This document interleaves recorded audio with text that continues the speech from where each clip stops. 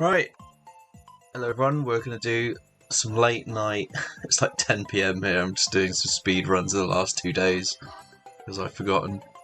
We're going to do day 9, malware analysis, she sells seashells by the C2shore. I've started the box. So having retrieved the deleted version of the malware that allows Tracy McGreedy to control elves remotely, Forensic McBlue and his teams have started investigating to stop the mind control incident. They're now planning to take revenge by analysing the C2's back-end infrastructure based on malware source code. And this task will focus on following the vital learnings to assist Forensic McBlue in analysing the retrieved malware sample. The foundations of analysing malware samples safely. We're going to learn the fundamentals of .NET binaries, the DNS or the dnSpy tool for decompiling malware samples written in .NET, and building an essential methodology for analysing malware source code. So, malware handling 101.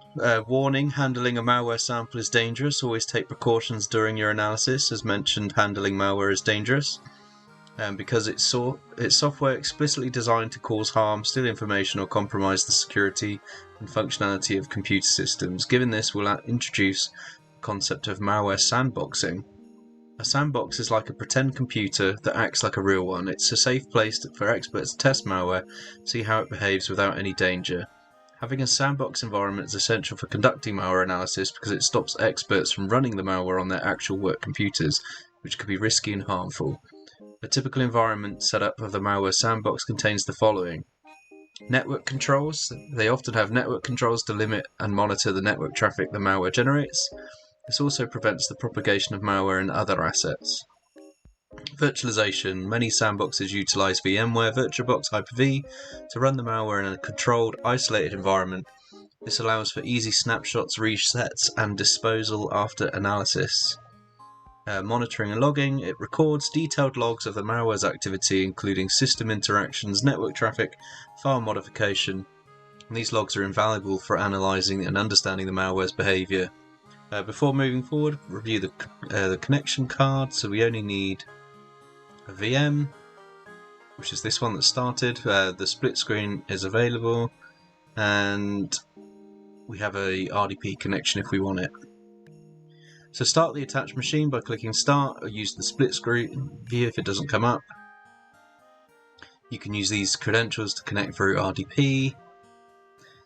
Building the VM on D8, you can use the password Advent of Cyber _day 9 to unlock the zip file Juicy Tomotoy and access the malware sample for today's decompilation exercise.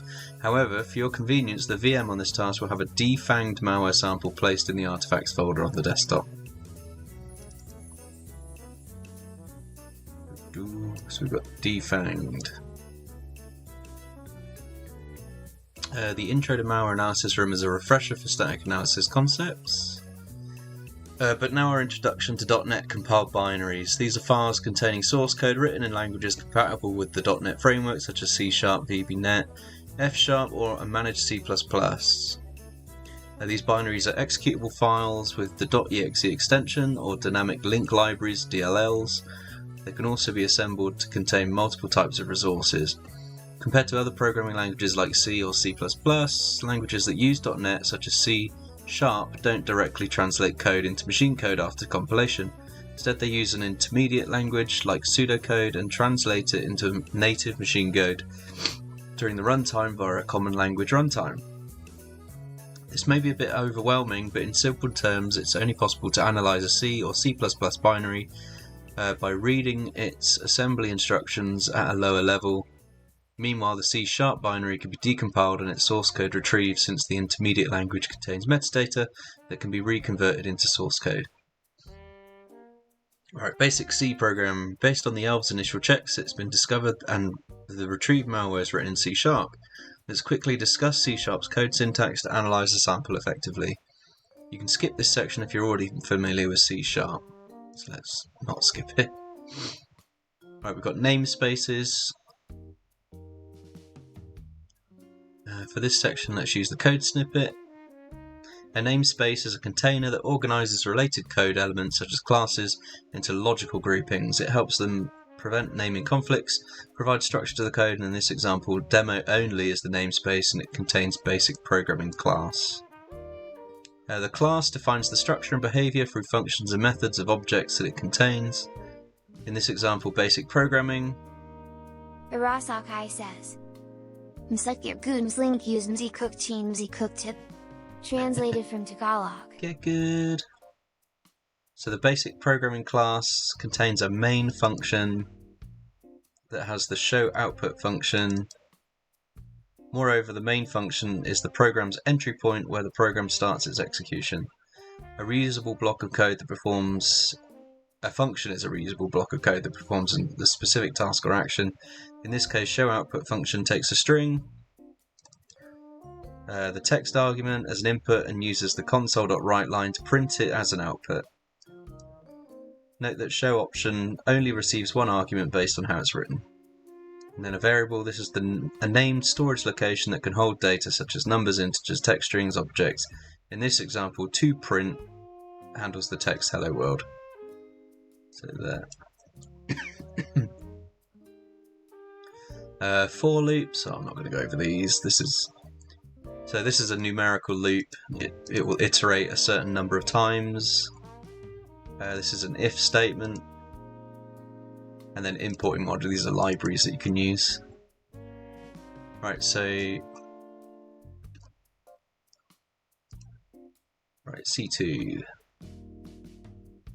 So according to Forensic McBlue, the retrieved malware sample is presumed to be related to the organization's remote mind control C2 incident. So build the right mindset in solving the case. Let's look through the run-through below about malware and C2 capabilities. C2, or command and control, refers to a centralized system or infrastructure that malicious actors use to remotely manage and control compromised devices or systems. It serves as a channel through which attackers issue commands to compromised entities, enabling them to carry out various activities such as data theft, surveillance, or further malware propagation.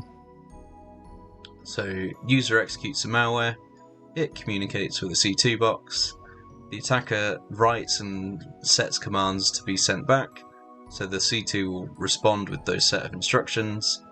The malware executes the instruction and then it reports back what happened.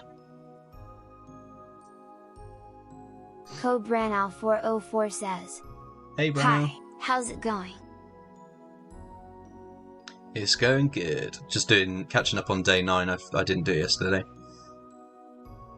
So, to expound further, malware with C2 capabilities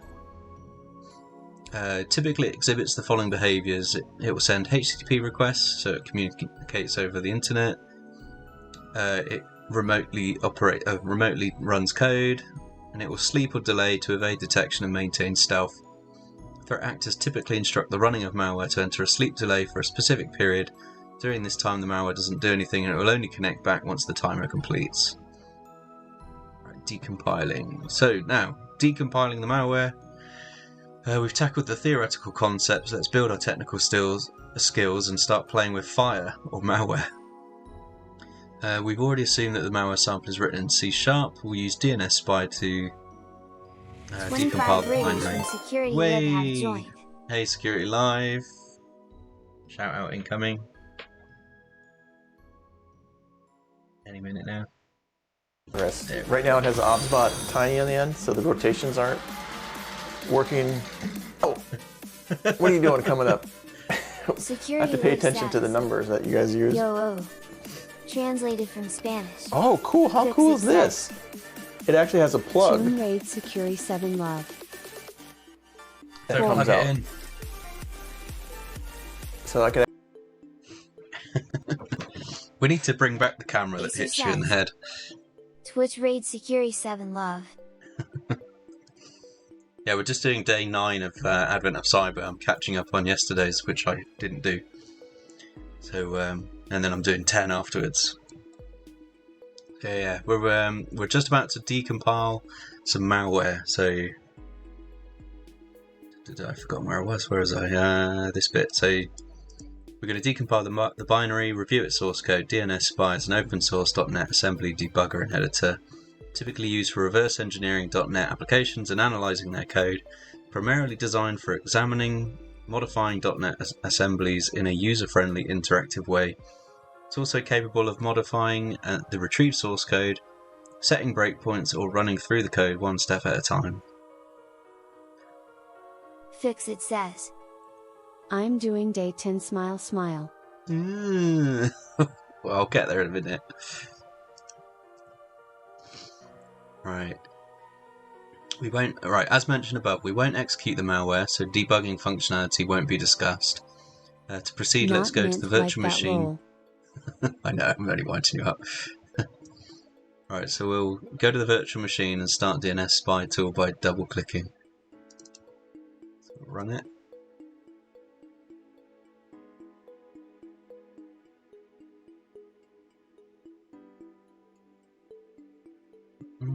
It's going to run. Right, once it is open, we'll load the malware sample by navigating to the file open.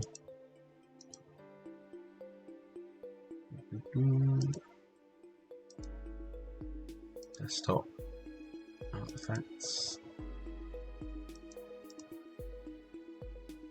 Is it not available?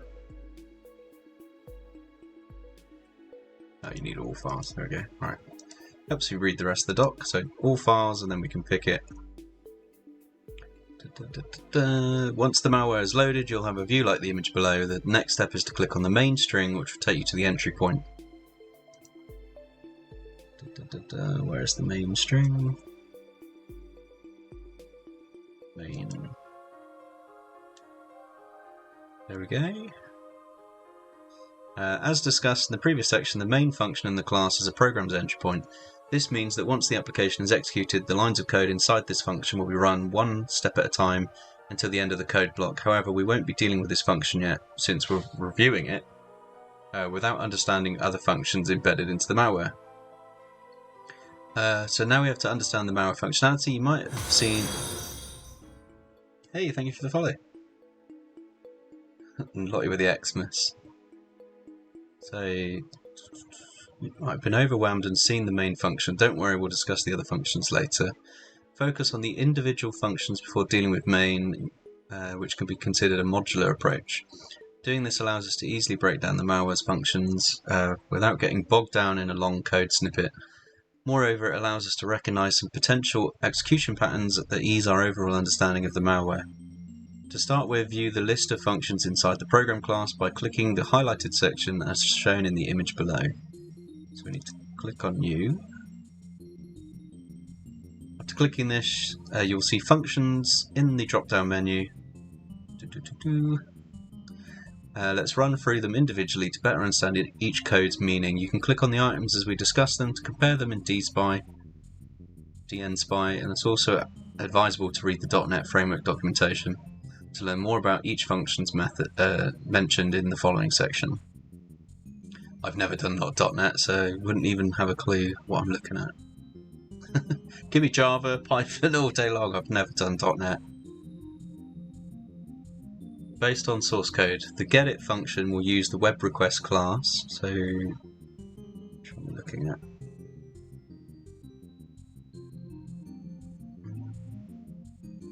getIt. So getIt uses the web request class. So it builds a web request. Didn't mean to do that. I don't. Shit. Yeah, I don't need this. That stuff on this. There we go. So we'll create. Web request is a .NET object. So it gets it from the system.NET namespace. This is initialized by the function's URL argument. The name is already a giveaway that web request is being used to initiate a HTTP request to a remote URL. You can render the namespace details by hovering over the web request string, similar to what you see in the image above. It's very readable. And a great tool I didn't know about. Yeah, me either. This is the first time seeing of it.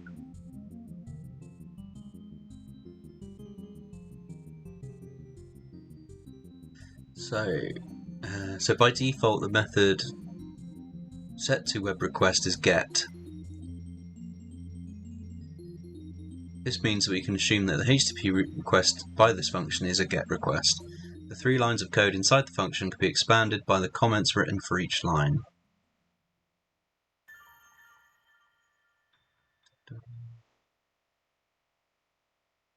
What comments?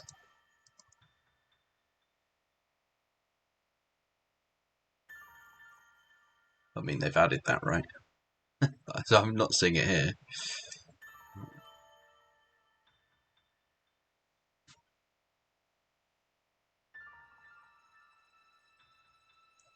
So in other words, the getIt function accepts the URL as an argument. So you pass it a URL, it configures the parameters needed for the HTTP GET request, defines a custom user agent, and returns the value of the response. So post it. It's not a yellow square, it's like the getIt function. It functions like a web request, however, as you might observe, this time it's configured with additional properties. The notable method property where the value is set to post. So here they add in post, and then it will send a post request.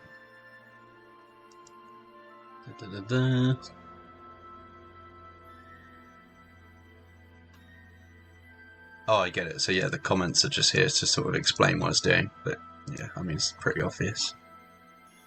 In simple terms, post-it function adapts an additional argument to its post data. This is submitted to the target URL when the response is received. Sleeper. Sleeper is a function that contains only a single line. It calls to thread.sleep. Thread.sleep function accepts an integer as its argument, and it makes the program pause for a couple of milliseconds based on the value passed. So in this usage of thread sleep function, the typical behavior malware uses to pause its execution to evade detection. Execute command. Given the namespace and the class name, system.diagnostics.process is the initialized process class first code line. That one.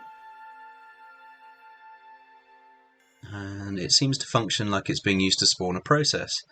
According to its Microsoft documentation, from the initialization of process start info properties, we can also see that the file to be executed is cmd.exe, and that the execute command's argument, command variable, is being passed as a process argument. In short, the code snippet results to cmd/c command variable.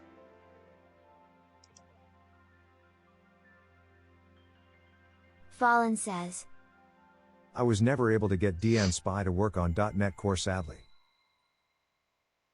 Are you running it in your own machine? Because this is on the attack box, so if you can run the attack box, at least you can get it working for today's lab.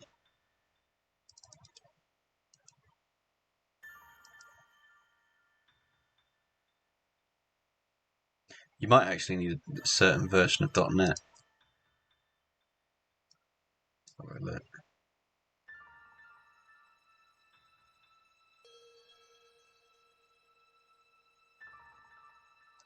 Debugs Unity games, that's cool.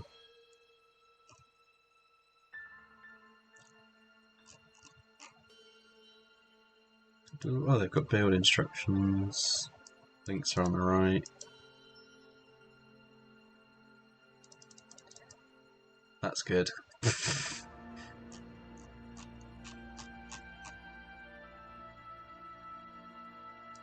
Oh well. I'm sure it would work if you gave it another chance. Right, another thing to note is the window style property. So it's hidden. So if it's hidden, it means that the process will run without a window. This will hide the malware's malicious command execution. This functions as a malware OS command execution function. Encryptor. We won't be diving deeper into cryptography, so we'll skip discussing the imported functions used to encrypt. The giveaway is that the functions are AES classes used in the middle of the code block. If you hover over the initialization of AES managed variable, it's also shown that the namespace system.security.cryptography, which somehow means that everything here is related to cryptography or encryption. At least they've got the key there. Is it the same there? Yeah, it is. Right, moreover, the encryptor function accepts an argument and encrypts it using a hard-coded key and IV.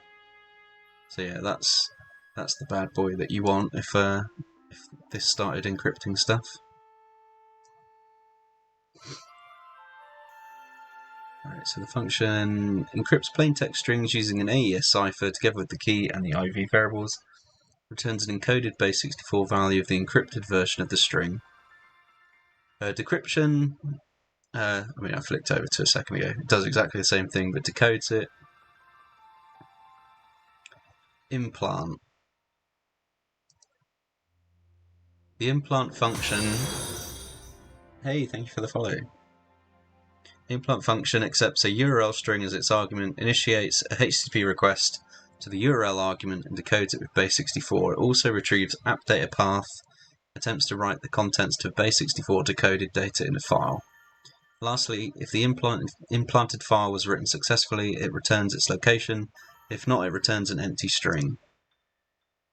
So it uses getIt, decodes the output using base64, retrieves the location of app data path and appends the file name to the downloaded malware, writes the downloaded data to the updated redacted exe and returns location of the malware that it's successfully written, or returns an empty string. So that's redacted, so spy kit I'm guessing is one of the answers we've got in the task. In the context of malware functions, the implant function is a dropper. This means it will download stored other malware inside the compromised machine. Building the malware execution pipeline. Now that we have analysed the other functions in the malware sample, we'll return to the main function to complete the malware's execution pipeline. Again, viewing the main function source code is a bit overwhelming since the code block contains 60 lines.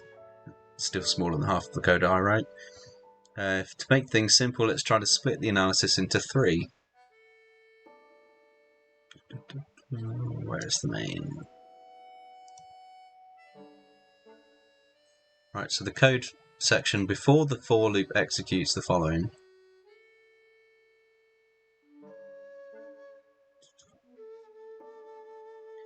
So number 1, we retrieve the victim's hostname via DNS get hostname function, store it to a variable. We initialize the HTTP of the URL together with the data to be submitted to the reg endpoint. And then execution of the post request to the target URL together with the post data that contains hostname to the victim machine. It's also notable that the response to the HTTP request is being stored in another string variable. And then initialization of the other variables which we use to, with the following code line. I might just copy these in so we've got them there. Okay, it doesn't let me edit. Thank you for the follow, Ken PDX.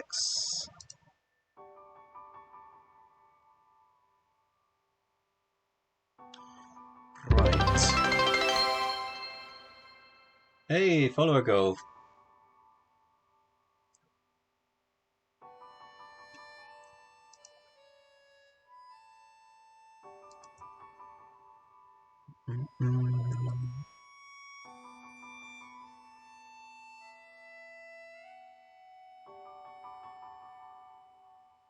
Fixit says. Congrats. Less than 3. Get a...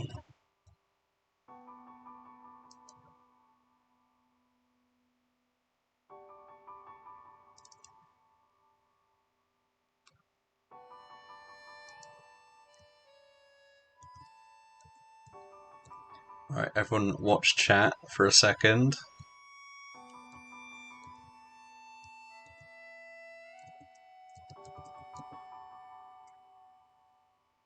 I'm going to paste a TryHackMe voucher in chat, and it's, if you want it, then copy and paste it into the redemption page and redeem it. And I'll give you a link to the voucher code as well, so you can all quickly do it.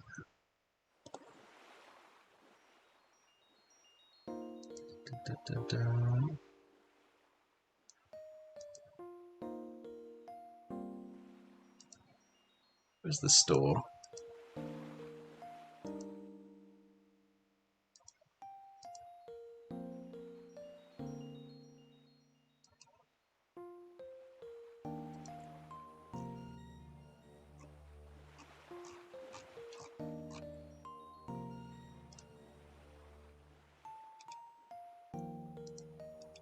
Eh? Where'd you redeem these things?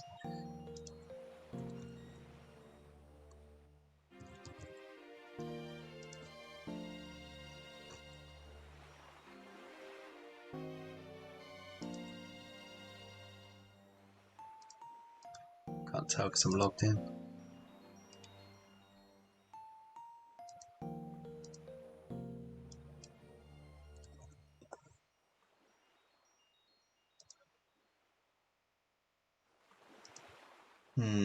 Yeah, I can't see the link to share it, but oh well, don't matter. I'll post it in the chat anyway, so get ready to redeem.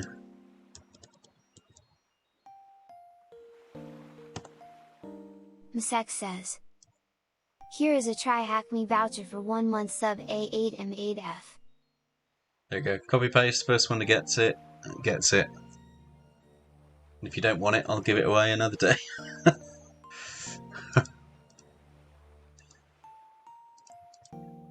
Yeah, thank you for letting me hit that follow goal. Means a lot. I need to get marble so I can do some more giveaways, because it'll be quite fun to do some more of those. Right. Where was I?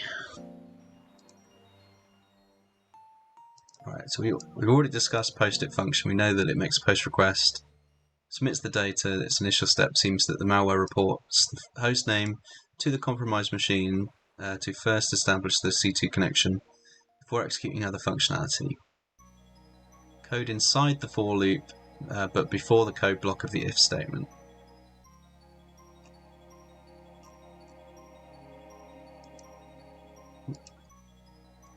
So in this section, so this chunk, you'll see that the for loop is written without any initialized values on the initialization, condition, and increment sections. This means that the for loop will run indefinitely until a break statement is used. Afterwards, the first line inside the loop block uses the sleeper function, wherein the count variable is being passed. Remember that this variable was used to initialize it was already initialized before the for loop statement. The following code lines are variable initializations, wherein the string1, string2 variables are used. If the value of string is http.com, http://evil.com, and the value of string2 is test, then the resulting value of the URL2 variable becomes that. So eventually, URL2 variable is used by the getIt function to do a get request to the passed URL, and the result is then stored in the it variable. I bet people who didn't do code, who've never coded before, have really enjoyed today's task. Right. Lastly, the execution flow will enter the if statement only if the it variable is not empty. You may view the detailed annotation in the code snippet below. So it sleeps, gets the strings, or the result of the first one, and then makes the URL3. Get request is made to URL2, and then the conditional statement, depending on whether it was stored in the it variable, code will enter this statement only if the variable isn't empty.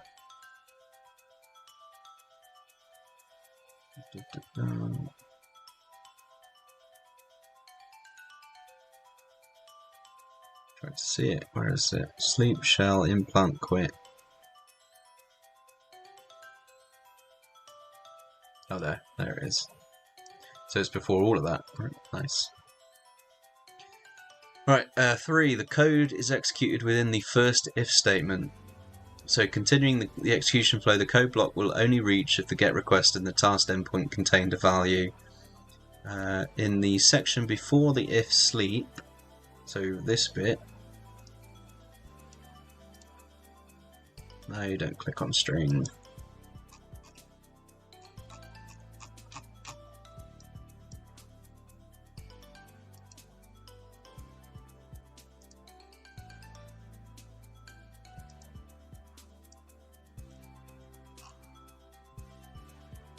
So this bit.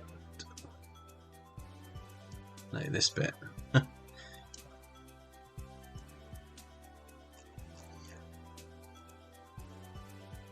So before the sleep section, so it's actually this chunk that we're looking at.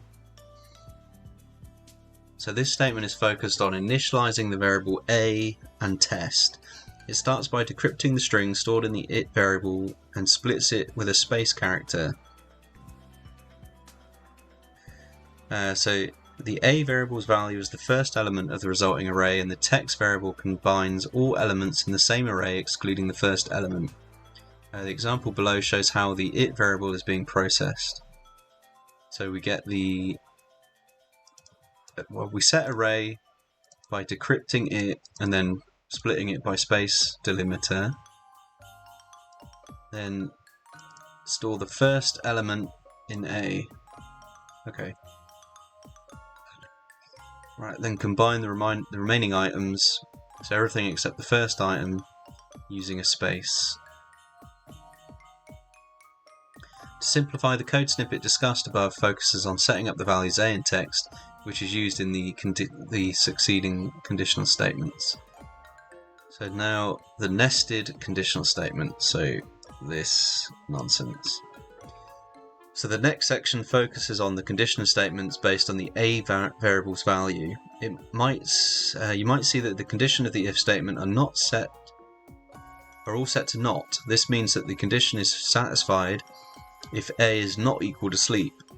It will go inside the code block and assess another condition if it's not equal to shell. Otherwise it will jump to its counterpart else statement. And we can simplify the code with pseudocode like this. If A is sleep, then execute sleep. If A is shell, then execute shell. If A is implant, execute implant. If A is quit, then quit. You can follow the if-else pairing by clicking the if in the if statement line. That's quite cool. Does that work?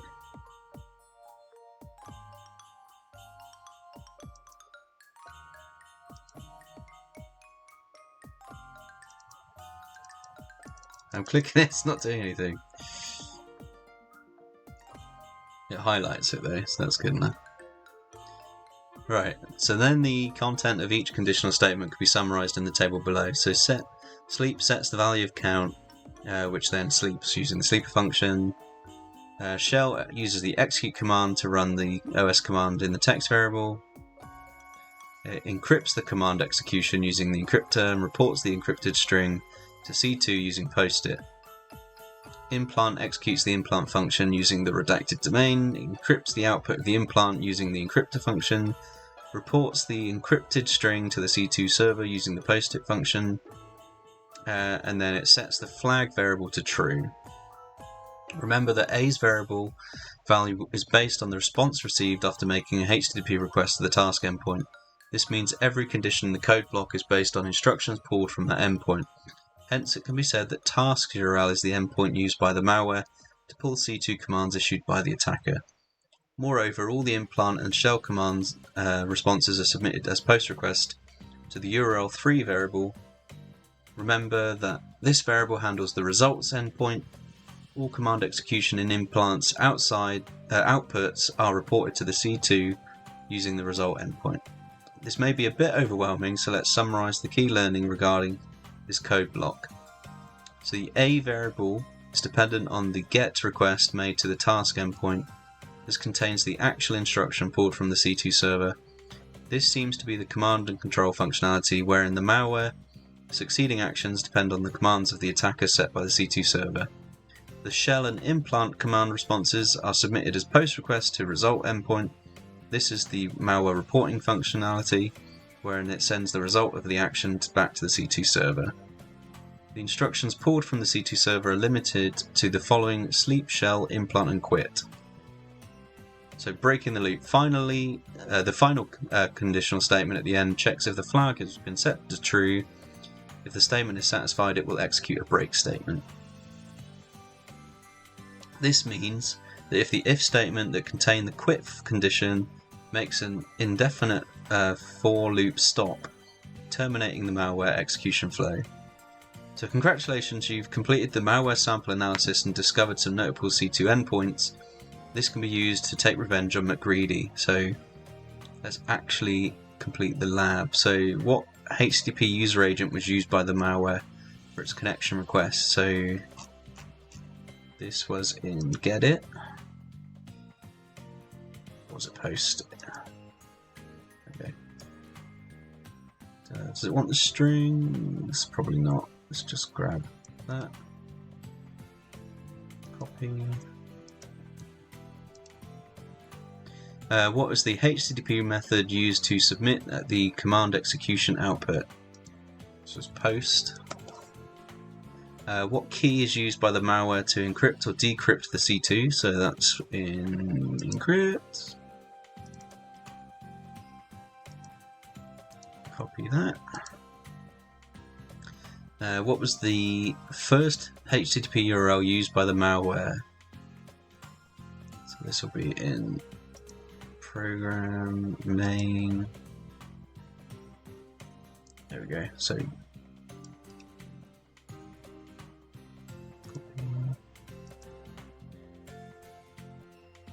and slash reg. How many seconds are in the hard-coded value by the sleep? Sleep.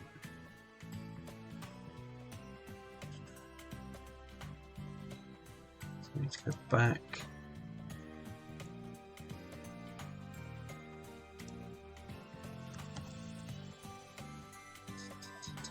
Sleeper count 15,000, so 15 seconds. Because this is in milliseconds. What is the C2 command the attacker uses to execute commands in cmd.exe? So this was...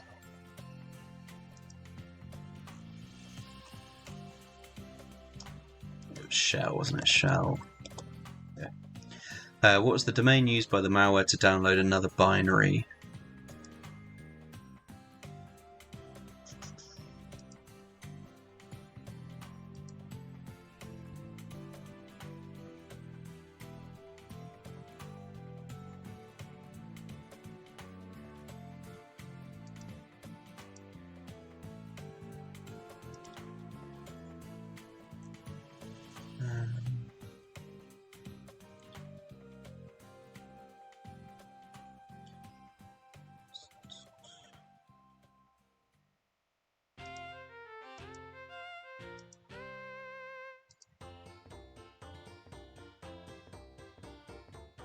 We've got spy-kit.exe.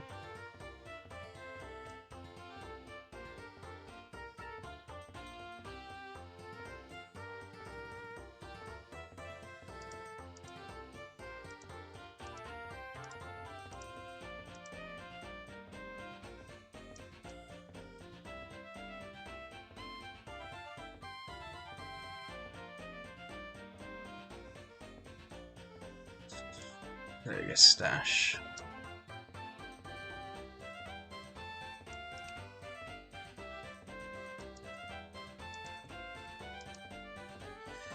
Cool, and then check out the malware analysis module in the SOC level 2 path if you enjoyed analysing the malware.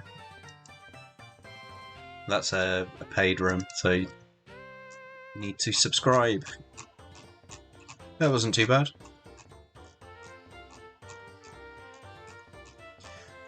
But yeah, I think if you come into that with a coding background, you're going to have a much better time.